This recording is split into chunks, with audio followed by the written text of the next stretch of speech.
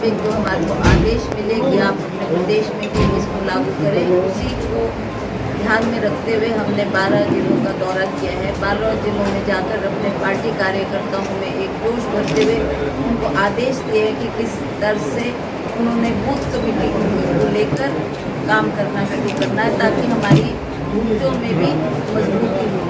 तो इसके कुछ टिप्स थे जो हमने लोग वर्करों को देने थे, और उसके अलावा जो हमारा हमको लग रहा है कि अब 2-3 महीने ही इलेक्शन के लिए रह गए हैं, बड़े जल्दी हमने चुनाव के मैदान में उतरना है। तो उस मुतल्लक भी कुछ बातें, कुछ चर्चाएँ लोगों से करती थी। उसी के संदर्भ में मैं 11 जिलों का दौरा करके आज चंबा जिला में आई हूँ, और चंबा में भी हमने अपने वर्कर्स में यही जोश भरा है और उनको किस तरीके से चुनाव के मैदान में उतरना है उसके लिए हमने उनसे, और जो मुझे लगता है कि लोगों ने मन बना लिया है, क्योंकि लोग बहुत दुखी और त्रस्त है इस सरकार से।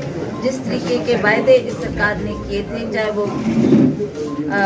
बेरोजगारी को दूर करने की बात थी, चाहे महंगाई को दूर करने की बात थी, तो लोगों को बहुत आशा थी कि शायद प्रधानमंत्री कुछ ना कुछ हमारे लिए करेंगे।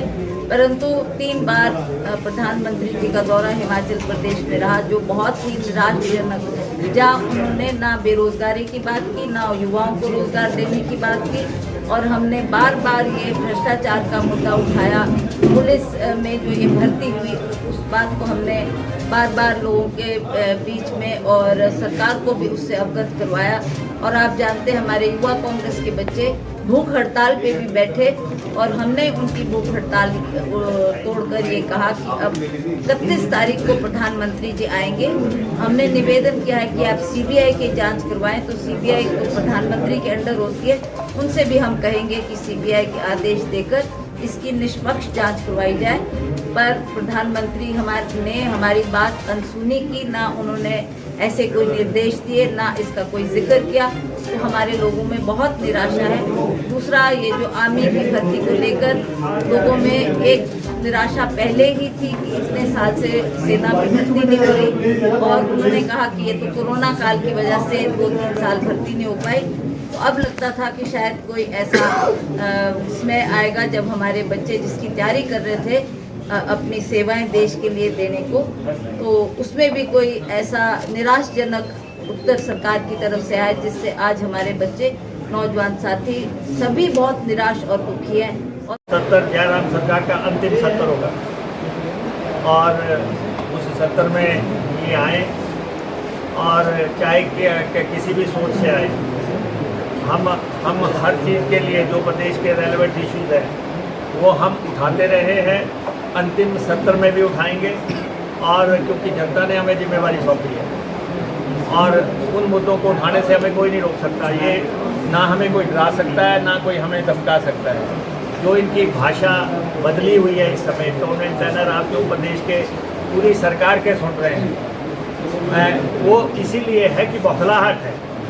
आजकल फर्जी घोषणाएं हो रही हैं। मैं आपसे आग्रह करना चाहता हूँ, ये अब जो 2 महीने 2.5 महीने हैं, ये सब झूठी घोषणाएं हैं, जाति सरकार की घोषणाएं हैं। इनमें से कुछ भी इम्प्लीमेंट होने वाला नहीं है। मैंने इनको कहा कि अगर आपने कोई काम करना है, शिमला के रिज मैदान पे, और शिमला के वहाँ पे एक टॉयलेट टूटा हुआ है 3-4 महीने से, लोगों को बड़ी परेशानी है, उसको बनवा सकते हो तो 3 महीने में बनवा दो। बाकी आपके पास बाकी कुछ नहीं हो सकता आपसे। अब समय निकल गया। हमने बिजली महादेव सुना, हमने तो दूसरे मंदिर सुने, ये कौन से देव आ गए जगह जगह बिठा दिए हैं। गाँव में देव बिठा दिए, लोगों को पता है ये फर्जी देव है, इनसे कुछ नहीं होना है। और ये जो इस तरीके से ये करना चाह रहे हैं, ऐसा है जब दुनिया देने पे आती है तो ढेरों देती है, जब उधेड़ने पे आती है तो चमड़ी भी उधेड़ देती है। समय आ गया है।